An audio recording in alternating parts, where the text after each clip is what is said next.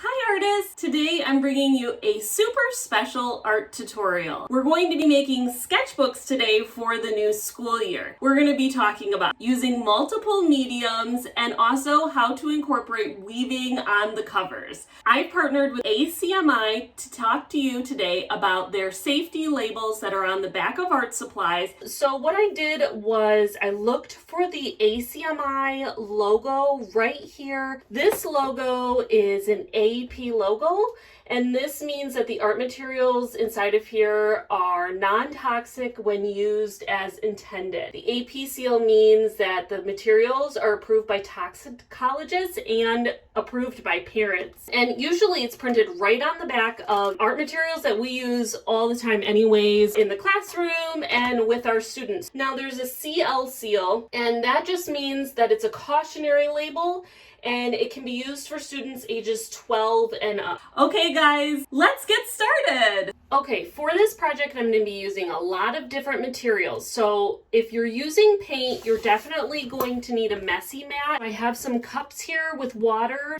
and a few paintbrushes. For the sketchbook, you're going to want to grab 1 or 2 cereal boxes. We'll be using these for the base of our cover. I have 2 different types of paper here for the inside of my sketchbook. One for if I want color fun pages, and one for if I want some blank pages. Some of the art materials I'm going to be using today are the oil pastels, and these are some paint options I'll be using. And I have some coloring mediums. For some fine line colors, I plan on using this Zebra brand. And I also have some other types of paint here. Okay, once you have all your supplies gathered, we're going to get started making the sketchbook. So I'm taking the empty cereal box and I'm going to open it all the way up. For today's project, we are going to be using this side.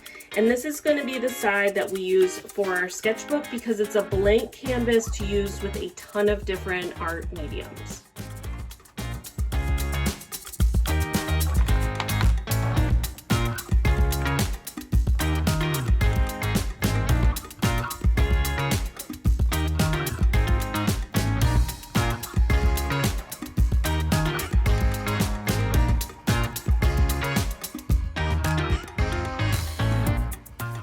Once the cover is dry, what you're going to want to do is cut the size that you want for your cover out of the box. One side of the cereal box will actually fit the size of copy paper. You're going to have to trim it a little bit, but it's still pretty big and doesn't require a ton of cutting. Okay, so here's my sketchbook cover.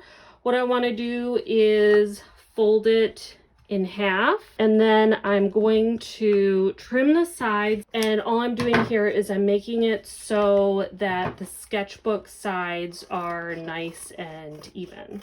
All right, then you take your paper. For the sketchbook, I'm going to be using white paper, and you want to measure the paper so it's a bit smaller than your sketchbook. And just like the sketchbook, I'm going to fold these guys in half. And so that is how to make the cover of the plain sketchbook. If you're making your sketchbook into a weaving, the same thing you want to do with your cover, except you're going to make 2. So here I have my 2 equally sized pieces of my cereal box. What I'm going to do is I'm going to take one of them and I'm going to fold it in half. So I'm just going to go in and I'm going to start cutting lines into the folded side of my cover. And I don't want to cut all the way to the edge. I'm actually leaving 2 finger widths or 1 inch of space to the edge. And I'm going to do this all the way to the end of my cereal box. Okay, so this is finished. It is all set and ready to be woven into. Now I'm going to be cutting strips out of my second piece. So I am going to use an over, under, pattern. So I'm just going to start by going over one side, under the next. So I have a one strip in, and now I'm going to do the next strip, and I want to do opposite. Now, once you have your first strip in, all the rest of the strips, you want to make sure that you kind of push them against each other so that they're nice and tight. Now, if you're worried that these strips are going to go places and you don't want them to get moved, you can take your glue and on the underneath side of each strip, put a little bit of glue to hold it down. My cover is done. So what I want to do is take the cover and gently fold it in half. Now this will be a bit tricky because you've woven your cover. So just when you're folding, go real slow. Now for this sketchbook, I'm going to be using colored paper. It's just an option. You can use whatever paper you want for the inside. All right, I'm going to take the papers and I'm going to fold them in half. So these papers are going to tuck nicely away inside the sketchbook, so I don't need to do any trimming of the pages. So this is ready to be closed up. Okay, to make sure that your pages stay secure in the sketchbook, you're going to need scissors, yarn, and a hole punch. If you don't have a hole punch, you're going to need to get something sharp like maybe a screwdriver. When I'm hole punching, I want it to be in the middle where the fold is, and I'm pushing in as far as I can with my hole punch. Now I want to do the same thing to my book. Now, quick reminder, you want your holes to match up. So if your hole punch doesn't make it as far, you can either have yarn that goes off to the side, which is totally fine. It won't go directly through. Or you can get a sharp object and measure. Put a little dot and poke a hole through. And I'm going to measure where my holes should be.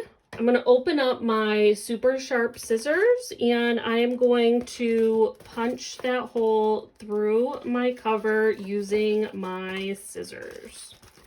Then line it up again. Grab some yarn. You want to make sure it's 2 or 3 times the width of your book. String it through the pages, then through your cover with one end, and do the same with the top. You want to pull the yarn kind of tight, and then any extra yarn I'm going to cut off. And now I have my sketchbook tied nicely and all the pages intact, and they're not going to fall out.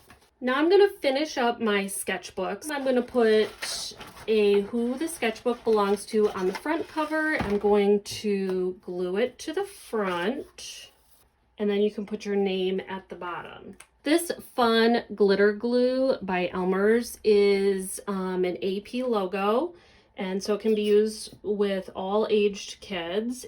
So I'm just going to put this all around the edge. You can see how sparkly and shiny that's going to be when it dries. And now you have a personalized sketchbook. All right, guys, I hope you like this tutorial. I can't wait to see what you do and how you personalize your sketchbooks. Have fun and have a safe back to school year.